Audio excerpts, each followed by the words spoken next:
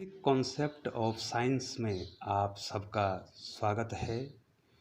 आज की जो महत्वपूर्ण वीडियो आपके सामने ला रहा हूँ वो है गॉस प्रमेय के महत्वपूर्ण अनुप्रयोग, important application of Gauss theorem.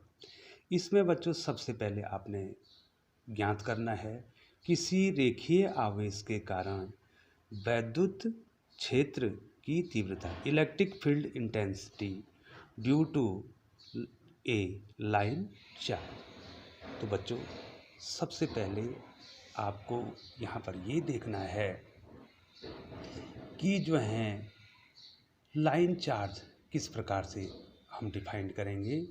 रेखीय चार्ज यहाँ पर लिख रहा हूँ बच्चों, रेखीय आवेश, रेखीय आवेश किसी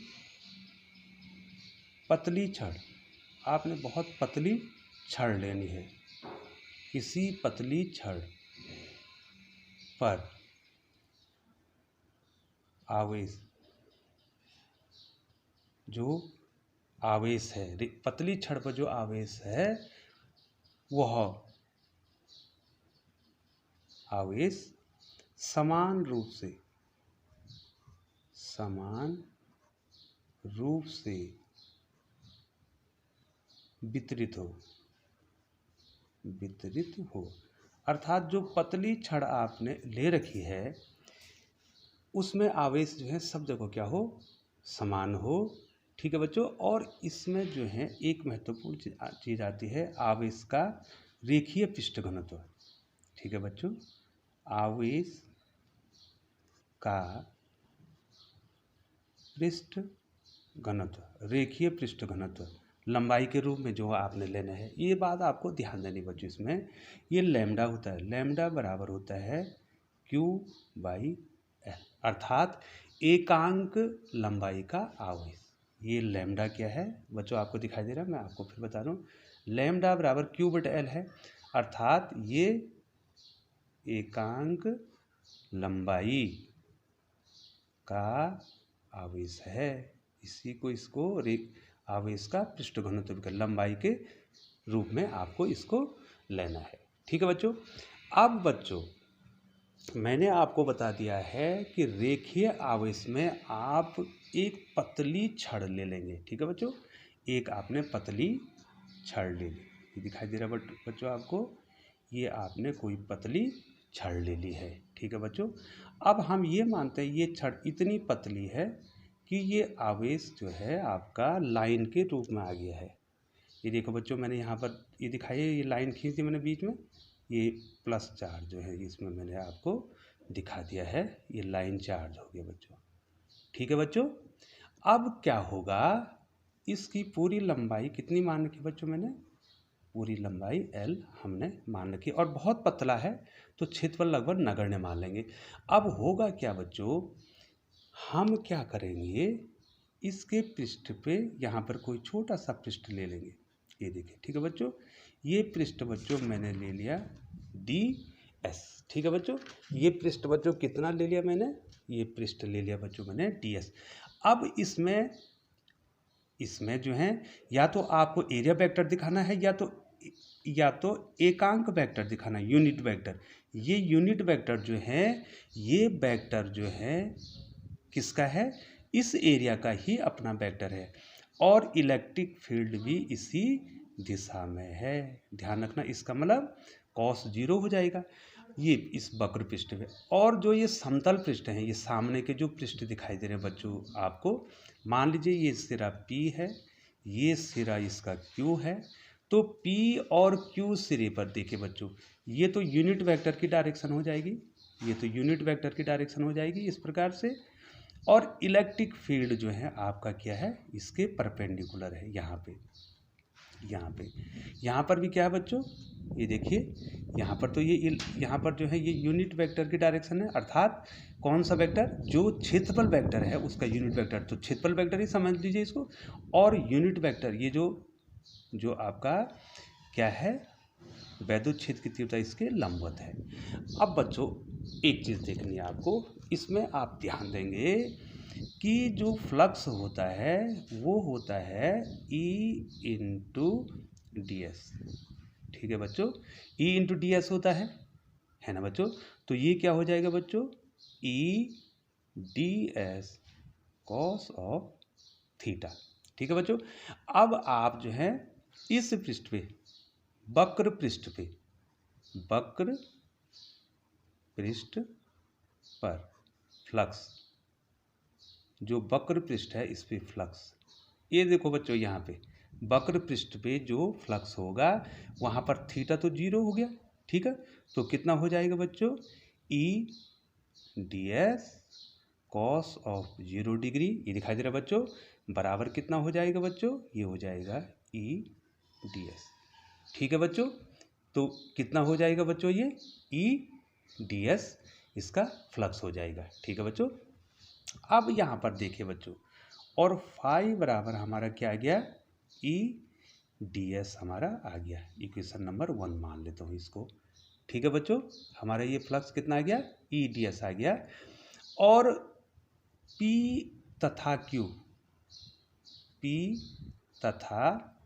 Q पर फ्लक्स, ठीक है बच्चों, P तथा Q पर फ्लक्स कितना हो जाएगा बच्चों, phi is equal to E D S cos of 90 degree.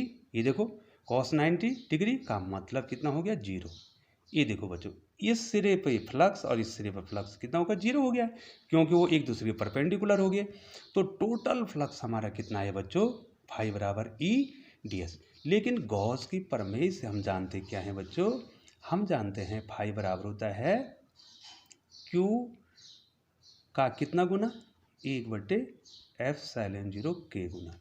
Equation number 1 और इक्वेशन नंबर 2 के दाएं दाएं पक्ष क्या हो जाएंगे, ये बराबर हो जाएंगे। तो बच्चों कितना आ जाएगा बच्चों हमारे पास, E डी एस जो हो जाएगा। और चाहो बच्चों यहाँ पर जो है इसको इंटीग्रेट भी कर सकते हैं। यहाँ पर ये जो इक्वेशन 1 इसको पूरा इंटीग्रेट भी कर सकते हैं। देखो बाउंडेड इंटीग्रेशन S, और यहाँ पर मैं लिख देता हूँ।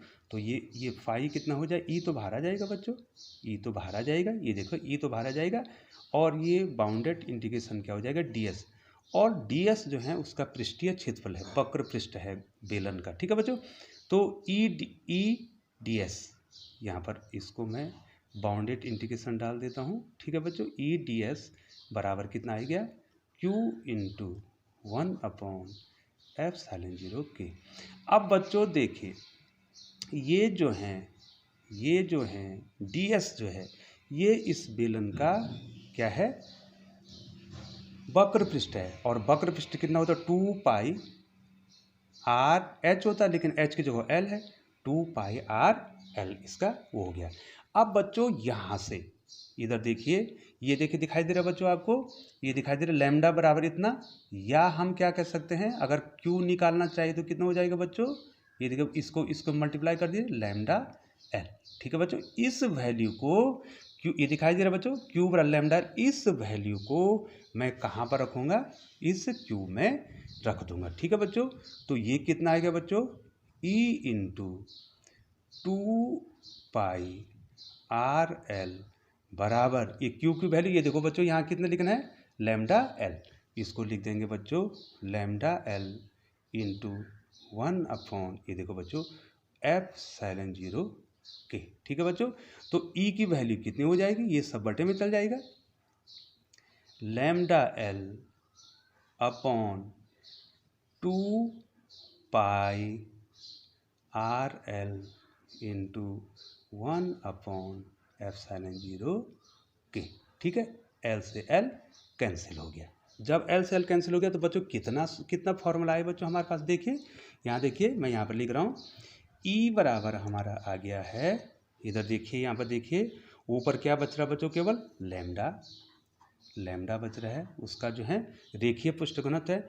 और ये देखो 2πr(l) भी है, 2πr(l), ये देखिए दिखाई दे रहा है 2πr(l) और f(0) के। और निर्वात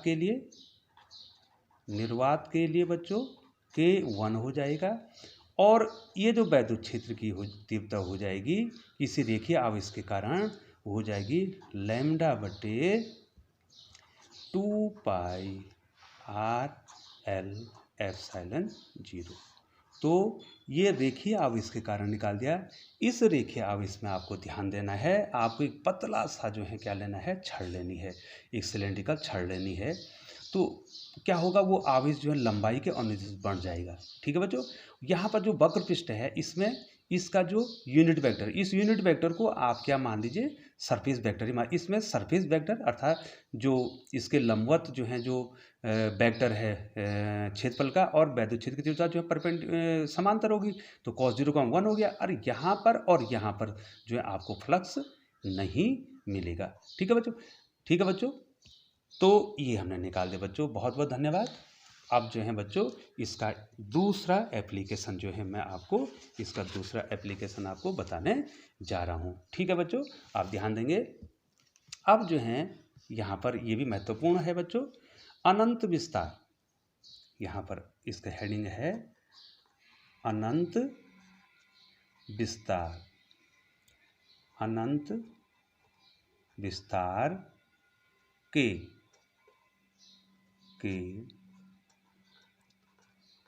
समतल आवेशित समतल आवेशित प्लेट के कारण, या चादर जो भी बोलते हैं, प्लेट के कारण वैद्युत क्षेत्र की तीव्रता, वैद्युत शॉर्ट में लिख रहा हूँ, क्षेत्र की तीव्रता। ये बहुत ज़्यादा इम्पोर्टेंट है, ये आपको परीक्षा में पूछा जाता है बच्चों। इसमें आप ध्यान देंगे। मैं इसको इंग्लिश में भी लिख देता हूँ, electric field intensity.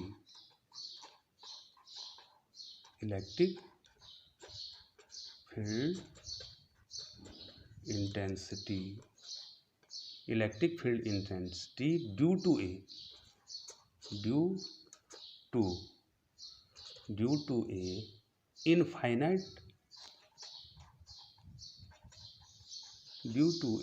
Infinite plane sheet of charge.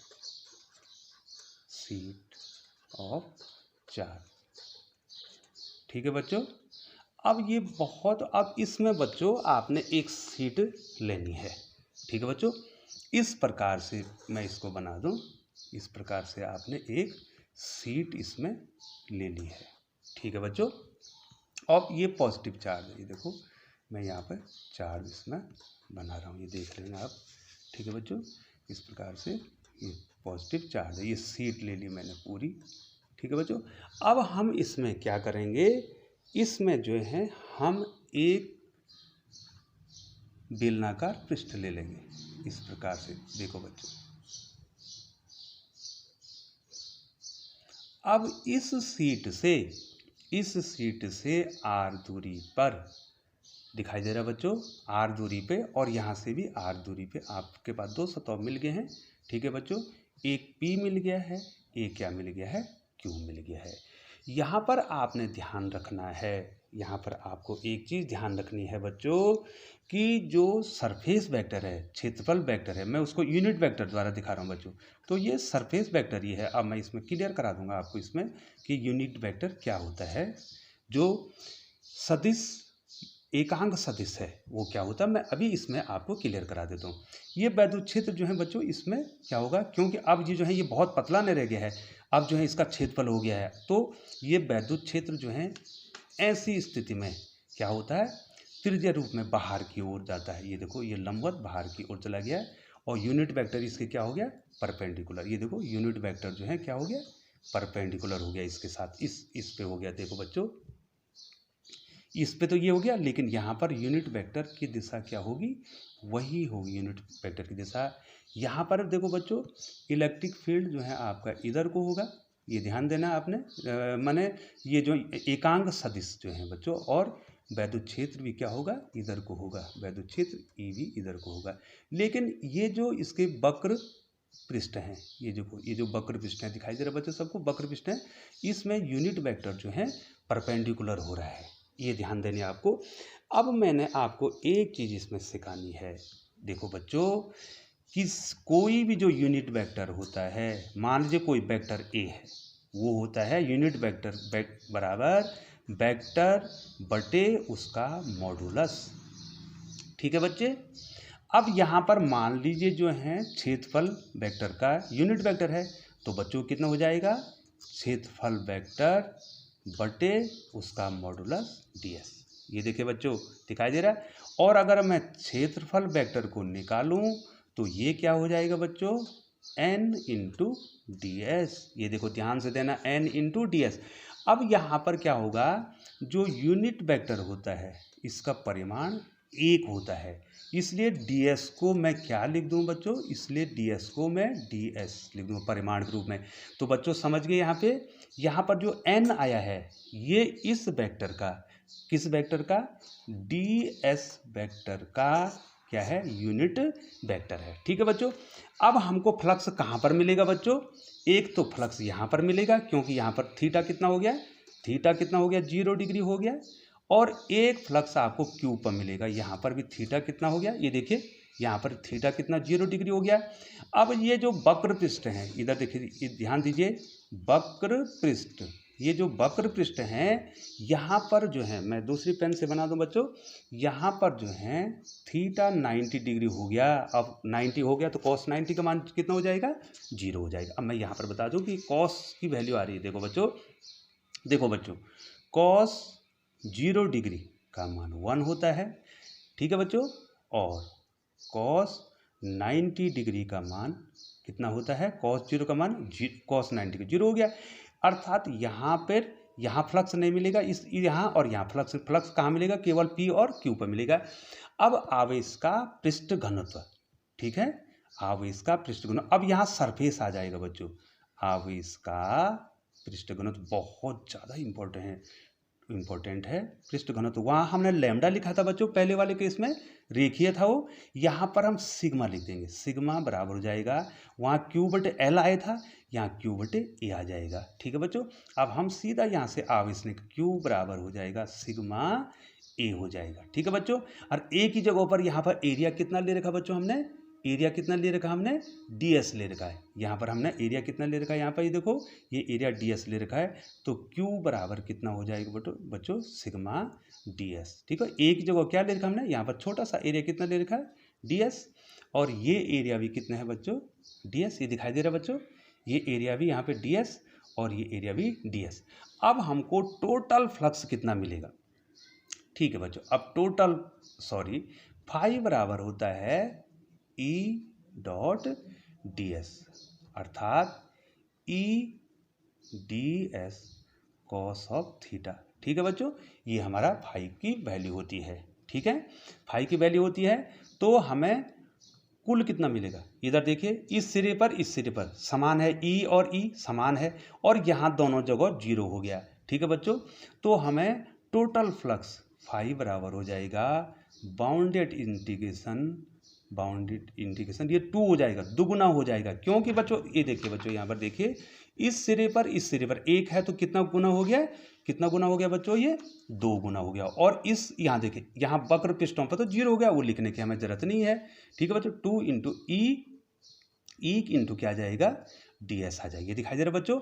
और ये जो है ये E तो बाहर आ जाएगा, क्योंकि वैद्युत क्षेत्र की तीव्रता सब जगह पर क्या होगी, उसके समान होगी।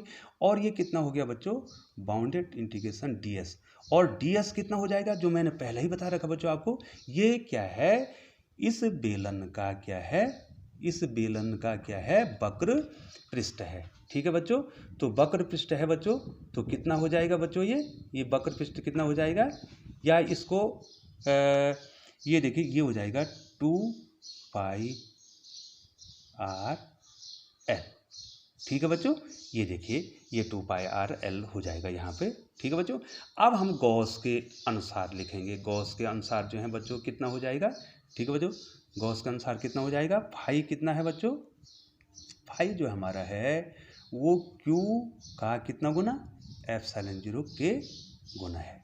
ठीक है बच्चों, तो समीकरण नंबर 1 इसको मान दो और समीकरण नंबर 2 इसको मान लो, और समीकरण नंबर 2 में चाहो तो आप क्यू की वैल्यू, क्यू कितना हो जाएगा, sigma ds, sigma ds, sigma ds। और यहाँ पर जो बच्चों, यहाँ पर ये जो है ये लिखने की आपको ज़रूरत भी नहीं है, आप सीधे सीधे ये देखो यहाँ पर ये लिखने की ज़रूरत भी नहीं है, आप इसको लिख दो 2E ds, ये समीकरण ए, ये समीकरण ए के देखिए कितना लिखेंगे बच्चों, इसको ds लिख दो, वो वहाँ से ये यहाँ से कट जाएगा। ठीक है बच्चों, तो सिग्मा ds इसकी वैल्यू लिख दी, क्यू की वैल्यू बटे कितना एप्सिलॉन 0 के। ये देखो बच्चों ये भी फाई आ गया, ये समीकरण नंबर 1 और समीकरण नंबर 2। बच्चों आपको दिखाई दे रहा है समीकरण नंबर 1, ये देखो फाई इज इक्वल टू कितना है 2EDS। और बच्चों यहाँ कितना है फाई बराबर गॉस की प्रमेय से कितना है बच्चों, यहाँ पर हम क्यू की वैल्यू रख दी, कहाँ से रखी बच्चों, ये क्यू की वैल्यू हमने ये रख दी, और यहाँ से फाई की वैल्यू इतने। अब समीकरण 1 और समीकरण 2 से हम दोनों को बराबर लिख देंगे। ध्यान से देखिए बच्चों, समीकरण 1 तथा समीकरण 2 से, ठीक है। अब मैं इस पेन के द्वारा लिख रहा हूँ। अब देखिए बच्चों समीकरण 1 क्या है, दिखाई दे रहा है आपको, फाई बराबर 2EDS, 2EDS बराबर समीकरण नंबर 2 दिखाई दे रहा है बच्चों, सिग्मा ds बटे एप्सिलॉन 0 के, सिग्मा ds बटे एप्सिलॉन 0 के। ठीक है बच्चों, ये देखिए तो E की वैल्यू निकालनी हमने, E की वैल्यू हमने निकालनी है, तो E की वैल्यू कितनी हो जाएगी, सिग्मा ds अपॉन ये देखो 2DS इंटू एप्सिलॉन 0 के। ठीक है बच्चों, ds से ds कट गया, ds से ds क्या कट गया। अब E की वैल्यू कितनी आएगी बच्चों, E की वैल्यू आएगी सिग्मा अपॉन 2 एप्सिलॉन 0 के। ठीक है बच्चों, इतनी वैल्यू हमारी E की आ गई है। और जहाँ सिग्मा कितना होता है बेटा, सरफेस डेंसिटी है ये, तो Q अपॉन A होता है। ठीक है बच्चों, तो ये बहुत इंपॉर्टेंट है। एक बार जो है मैं इसको फिर आपको समझा दूँ, इसको मैं फिर आपको समझा दे दूँ। इस इनफाइनाइट जो सीट है इस पे जो है एक सिलेंड्रिकल एक रॉड के रूप में ये लेना है। ठीक है बच्चों, और इसमें बच्चों देखो हमारे पास जो है क्या होगा, P और Q पर जो है जो एरिया वेक्टर का यूनिट वेक्टर है और जो वैद्युत क्षेत्र की तीव्रता समांतर है, तो यहाँ पर और यहाँ पर आपको फ्लक्स मिलेगा, और ये वक्र पृष्ठों पर इनका फ्लक्स नहीं मिलेगा। तो हम क्या करें, इसका फ्लक्स और इसका फ्लक्स जोड़ देंगे तो 2 बार आ जाएगा। ठीक है बच्चों, यहाँ पर मैंने लिखा बच्चों, ये देखो कितनी बार आ गया है, ये देखो कितनी बार आ गया है, 2 बार, यहाँ पर हमारा ये 2 बार आ गया है। ठीक है बच्चों, और इस प्रकार से हम इसको हल कर देंगे। बहुत बहुत धन्यवाद बच्चों, ये बहुत इंपॉर्टेंट है गॉस थ्योरम का एप्लीकेशन।